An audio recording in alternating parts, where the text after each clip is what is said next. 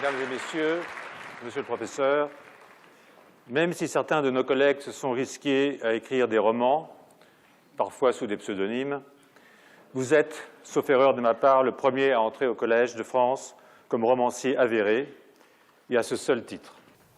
En m'accueillant ici, vous poursuivez votre détermination à combattre l'obscurantisme et à convoquer la diversité de la connaissance. Je n'aurais pas accepté cette charge si elle était fondée sur mes origines africaines. Et j'ai su que mon élection était singulière par le fait que vous élisiez pour la première fois un écrivain à cette chaire de création artistique. Et je vous remercie sincèrement de me compter parmi les illustres membres de votre institution. Bon, je me sens libéré, hein. C'est un accouchement qui s'est passé comme d'habitude, dans la douleur.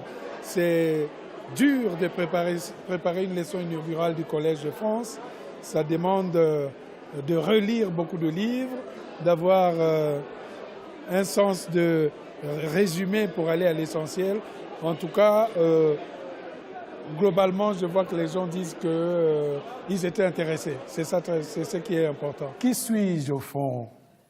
Vous n'aurez pas de réponse dans mes deux passeports congolais et français. Suis-je un Congolois, comme dirait le grand poète congolais Tukayahu Tamsi? Suis-je un binational pour coller à l'ère du temps? En réalité, en 1530, année de la création du Collège de France, j'allais dire du Collège royal, je n'existais pas en tant qu'être humain.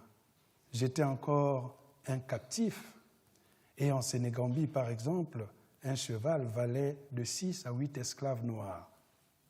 C'est ce qui explique mon appréhension de pratiquer l'équitation et surtout d'approcher un équidé, persuadé que la bête qui me porterait sur son dos me rappellerait cette condition de sous-homme frappé d'incapacité depuis la malédiction de Cham. Est-ce que la France a voulu rattraper son retard en vous faisant venir au Collège de France? Je pense qu'il y a un problème en France, simplement. La question coloniale est difficile à traiter. Toute ma leçon d'aujourd'hui consiste peut-être à donner des pistes sur la manière de parler de la colonisation en France. Et vous avez vu parfois que quand on arrive, les gens se disent il va aller où, il va atterrir où.